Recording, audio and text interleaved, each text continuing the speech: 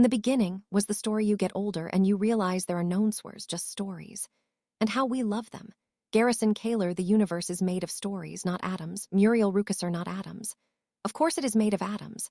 That's one of our important stories. What other stories make our world? Creation myths, folk and fairy tales, 17-syllable Japanese haiku and 3-day Indonesian shadow puppet dramas, novels romantic, fantastic, and graphic, television soap operas. Newspaper features, op-ed articles, internet blogs, talk show chatter, office memos, obituaries, and birth announcements, how-to-use manuals, and how you're feeling this morning, what happened during your vacation, what to plan for the weekend. A story is an account of something. What's the story on these unpaid bills? If the world is made of stories, stories are not just stories. They teach us what is real, what is valuable, and what is possible. Without stories, there is no way to engage with the world because there is no world, and no one to engage with it because there is no self. The world is made of our accounts of it because we never grasp the world as it is in itself, apart from stories about it. We do not experience a world and then make up stories to understand it. Whenever we try to peel them all away, to discover the reality behind, whatever becomes exposed immediately transforms into a story, like excavated artifacts that disintegrate as soon as uncovered. The same is true of ourselves, but that is getting ahead of the story. This is not to deny or assert that there is a world apart from our stories, only that we cannot understand anything without storying it. To understand is to story. According to a Hindu myth, the world is upheld by the great elephant Mahapadma, who is in turn supported by the great tortoise Chukwa. An Englishman asked a Hindu sage what the great tortoise rests upon. Another turtle, was the reply. And what supports that turtle? Ah, Sahib, after that it's turtles all the way down. All the way down, language is basically for telling stories.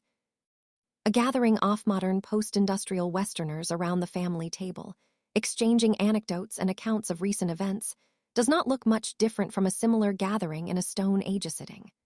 Talk flows freely, almost entirely in the narrative mode. Stories are told and disputed, and a collective version of recent events is gradually hammered out as the meal progresses. The narrative mode is basic, perhaps the basic product of language. Merlin Donald, the limits of my language are the limits of my world. Wittgenstein, the limits of my stories are the limits of my world. Like the proverbial fish that cannot see the water they swim in, we do not notice the medium we dwell within. Unaware that our stories are stories, we experience them as the world. But we can change the water. When our accounts of the world become different, the world becomes different. The Greek polis was formed by warriors who came back from the Trojan Wars. They needed a place to tell their stories, because it was only in the stories that they achieved immortality. Democracy was created in order to make the world safe for stories. Ernest Beckery, does this mean we create the world? Stories are constructs that can be reconstructed, but they are not free-floating. We need stories that account for climate change and enable us to address it.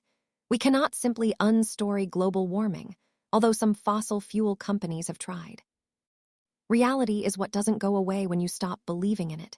Philip K. Dick, we want to strip away our accounts of the world to get at the bare facts. Yet, the bare facts is an account. To try to see the world as it truly is to enact a story. The world is not composed of facts, because what counts as a fact is determined by the theory. The story. It is related to. Science is not primarily about discovering facts. It is about accounting for the relationships that make them meaningful. Some modern moral philosophers have sought to create an ethics based on reason alone. But when utilitarians say that ethics should be based on the consideration of the greatest good for the greatest number, they require a substantive account of the good to get started. They still need a story about the good. To create a religion within the bounds of reason alone, run up against the same problem. They end up replacing old stories with new ones. Narrative, in short, is more than literature. It is the way we understand our lives. Robert Bellah, narrative is sometimes distinguished from rationality, mythos from logos. Yet reason is a storytelling style, a second-order story that needs a story to evaluate. That we cannot get behind our stories is not idealism, which is a philosophical claim that the world is really made of mind stuff rather than physical stuff. Idealism and materialism, like rationalism, are meta-stories, stories about stories, We want to discover the master story, the one true meta-story that includes and explains all other stories. But it's turtles all the way up, too. The biggest meta-stories are mostly religious. God, Brahman, the Tao. Such stories try to point at something that transcends stories.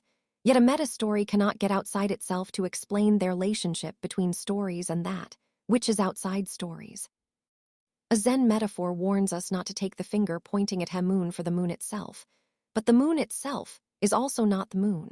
No dharma has ever been taught by a Buddha to anyone, anywhere.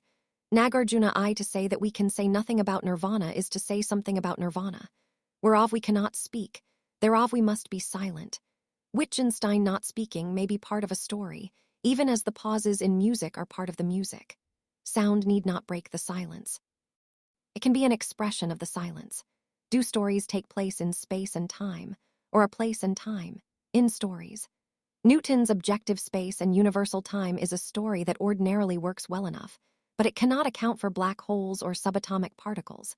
Each culture believes that every other space and time is an approximation to or perversion of the real space and time in which it lives. Lewis Mumford Australian Dreamtime seems strange to us because we distinguish stories from places. For the Aborigines, places are stories, songlines. To settle a wild place means to create not only houses and farms, but also the stories that make them a home. For native Australians, their deserts are home because they are verdant with stories. To the native Irish, the literal representation of the country was less important than its poetic dimension. In traditional Bardi culture, the terrain was studied, discussed, and referenced.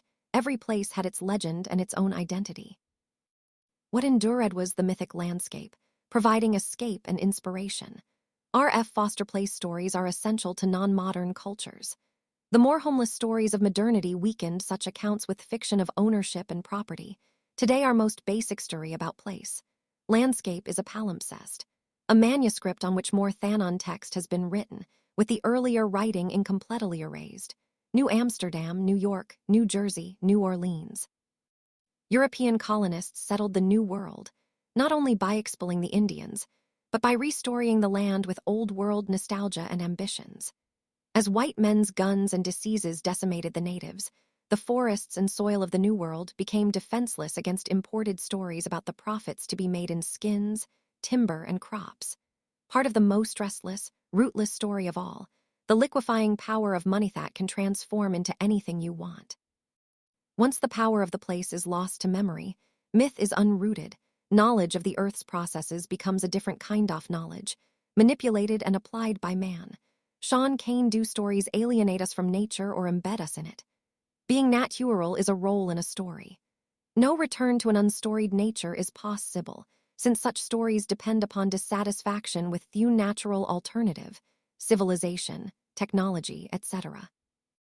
If there are natural people somewhere, whatever that might mean, they do not know they are natural. Paradise is from a Persian term,